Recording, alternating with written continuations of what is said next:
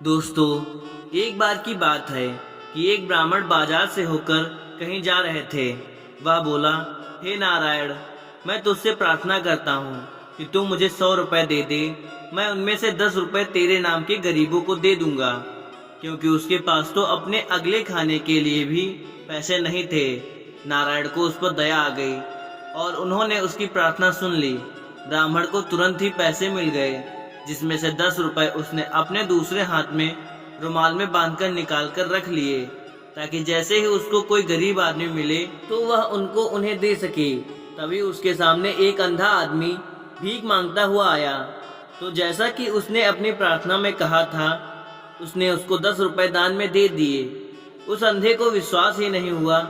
उसने पूछा, आपने मुझे ये पैसे क्यों दिए? ब्राह्मण बोला, नारायण ने मुझे अभी अभी 100 रुपए इस शर्त पर भेजे हैं कि उनमें से 10 रुपए उनके नाम पर किसी गरीब आदमी को दे दूं। अंधा बोला, भगवान आपको सुखी रखे, मेहरबानी करके मुझे अपना सारा पैसा दिखाइए। मैंने अपनी सारी जिंदगी में 100 रुपए कभी एक साथ नहीं देखे, मुझे उन्हें कम से कम एक बार महसूस तो करने दीजिए। ब्राह्मण को इसमें उसकी कोई चालाकी नहीं लगी, सो उसने अपना रुमाल उस भिखारी के हाथ में रख दिया। बेवकूफ आदमी, वह कुछ जरा ज्यादा ही सीधा रहा होगा। पैसे का रुमाल लेते ही भिखारी ने दिखाया कि वह उसका ही पैसा है। सो ब्राह्मण उसके ऊपर चिल्लाया और उससे अपना रुमाल छीन लिया। तो भिखारी ने जोर जोर से शोर मचाना शुरू कर दिया, बचाओ बचाओ, यह आदमी चोर है, यह मेरा सब कुछ छीनना चाहता है। ए लोगों, इसको पकड़ लो, अब इससे और लड़ने की ताकत मेरे अंदर नहीं है। आसपास चलते लोग चिल्लाए, क्या बात है, क्या किया है इसने? भिखारी बोला, यह मेरा पैसा छीनना चाहता है। देखो, इसके हाथ में मेरे सारे पैसे हैं, 90 रुपए हैं, चाहे तो गिन लो, मैं सच बोल रहा हूँ। लोगों ने ब्राह्मण को पकड़ लिया और उसके रुमाल के पैसे गिने तो वो तो वाकई 90 रुपए थे। उन्होंने भिखारी का विश्वास कर लिया और उसका पैसा उसको वापस कर दिया। ब्राह्मण ने इसका बहुत विरोध किया, पर सब बेकार, लोग उसका विश्वास ही नहीं कर रहे थे। उसने उनको अपनी कहानी भी सुनाई, पर यह भी उनकी कुछ समझ में नहीं आई कि ऐसा कैसे हो सकता है। सो वह अपने घर की तरफ जितनी जल्दी हो सकता था चला गया। जब वह घर पहुंचा तो उसने यह किस्सा अपनी पत्नी को बताया। तो उसकी पत्नी ने कहा, तुम भी कितने बड़े बेवकूफ थे कि तुमने उस भिखारी को अपने पैसे दिखा दिए। तुमको अभी भी इस अंधे भिखारी की चाल समझ में नहीं आई और तुम यहाँ लौटकर चले आए। जाओ और जाकर उसका पीछा करो और देखो कि वह ये पैसे कहाँ रखता है। ब्राह्मण तुरंत ही बाजार वापस गया। वहाँ उसको वह अंधा भिखारी मिल गया। वह धीरे धीरे एक मस्जिद की तरफ जा रहा था। मस्जिद के अंदर पहुंचकर वह वहाँ एक जगह पर बैठ गया। कुछ देर बाद उसने चारों तरफ देखकर कहा, यहाँ तो कोई नहीं है। फिर भी यह यकीन करने के लिए वहाँ कोई नहीं था, उसने अपनी डंडी को अपने चारों तरफ मारा और फिर बोला, हाँ, यहाँ कोई नहीं है, यह जगह सुरक्षित है। फिर वह मस्जिद के एक कोने में गया।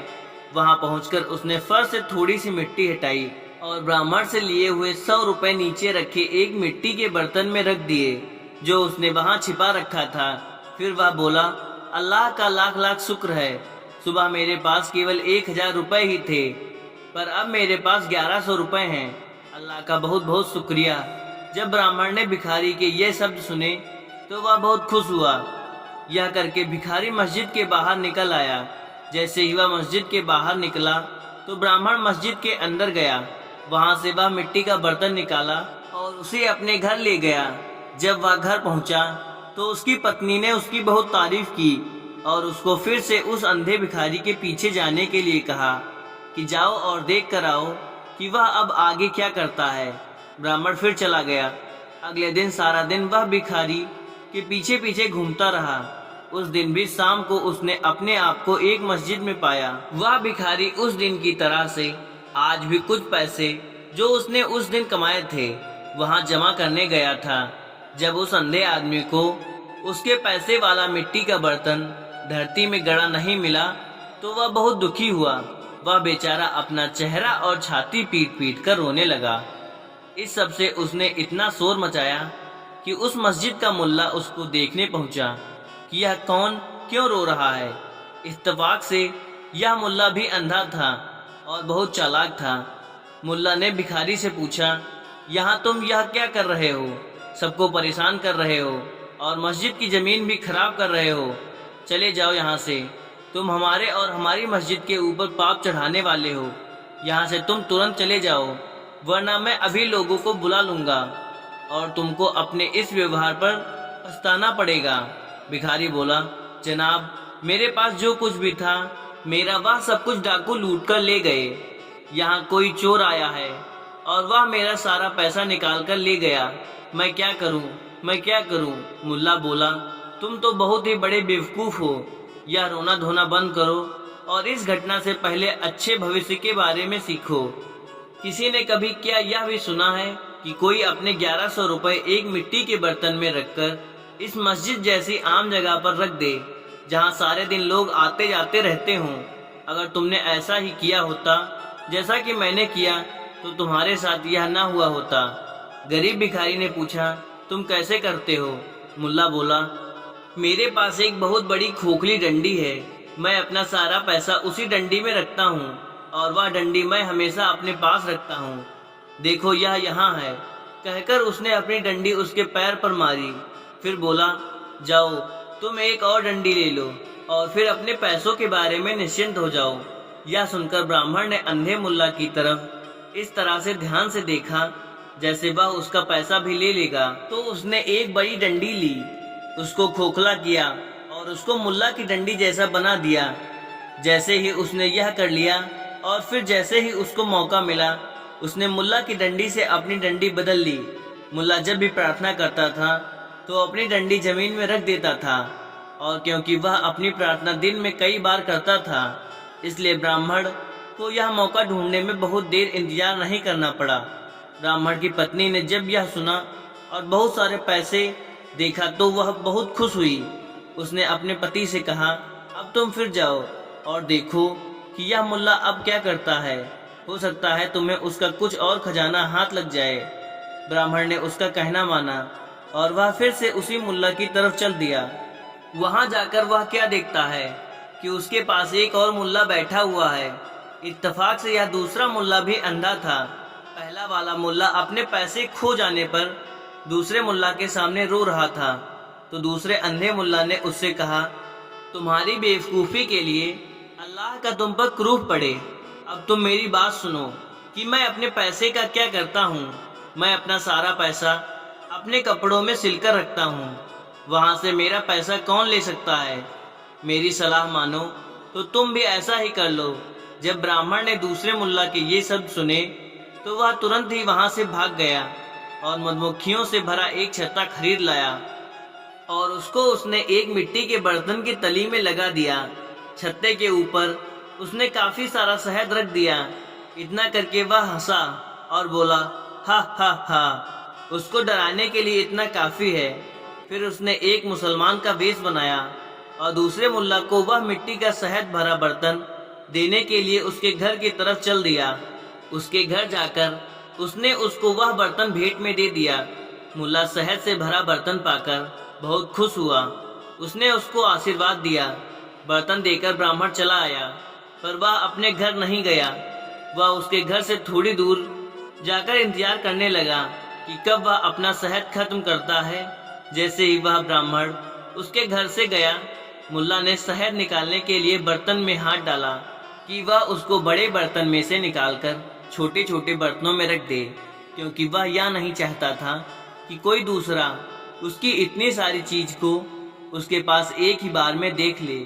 उसने शहद से एक दो छोटे बर्तन भरे ही थे कि अब उसका हाथ शहद की बजाय मधुमक्खियों के छत्ते से जा लगा। मधुमक्खियों को उसका यह बुरा व्यवहार बिल्कुल भी अच्छा नहीं लगा। वे बर्तन में से बाहर उड़ी और उसको चारों तरफ से काटने लगी।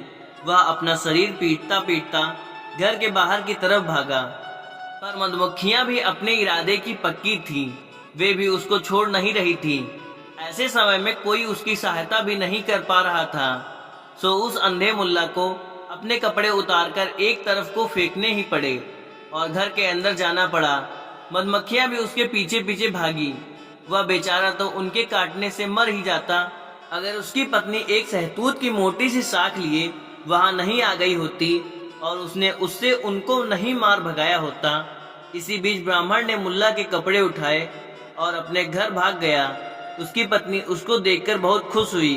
वह बोली, हम लोग तो अब बहुत अमीर हो गए, अब हमें अपनी बाकी जिंदगी के लिए कुछ नहीं चाहिए। जैसे ही मुल्ला को मधुमक्खियों के काटने से थोड़ा सा होश आया तो उसने देखा कि उसके तो कपड़े ही गायब हैं। यह देखकर उसको बहुत परेशानी हुई। वह तुरंत ही पहले वाले अंधे मुल्ला के पास गया और उसने अपना सारा हाल कहा। दोनों ने आपस में मिलकर कुछ सलाह की, सो वो दोनों मिलकर अंधे भिखारी के पास गए और उसे जाकर अपनी अपनी कहानी बताई। तीनों ने मिलकर प्लान बनाया कि राजा के पास चला जाए और उससे प्रार्थना की जाए कि वह इस चोर की ठीक से खोज करे। ऐसा ही किया गया। राजा ने उन तीनों की बात ठीक से सुनी और उन तीनों की कहानी में रुचि लेने लगा। वह खुद भी यह जानने की कोशिश में लग गया कि ऐसा कौन सा आदमी था जिसने इन तीनों होशियारों और चतुर लोगों को धोखा दिया। उसने सारे शहर में ढिंढोरा पिटवा दिया कि जिसने भी यह सब किया है आकर स्वीकार करे तो राजा उसको माफ भी कर देगा और साथ में उसको अच्छा इनाम भी देगा। यह सुनकर ब्राह्मण राजा के पास गया और उसको सारी कहानी सुनाई। राजा बोला, शाबाश, पर यह तो बताओ कि यह सब तुमने अकेले किया या फिर किसी और ने तुमको इस बारे में सलाह दी? ब्राह्मण बोला, मेरी पत्नी ने मुझे यह सब करने के लिए मुझे उकसाया हुजूर, और मैंने यह सब किया। राजा बोला, बहुत अच्छे। उसने उसको बहुत सारे भेंटें दी और फिर उसको वहां से भेज दिया। दोस्तों, अगर वीडियो अच्छी लगी हो तो एक लाइक शेयर जरूर करें। धन्यवाद।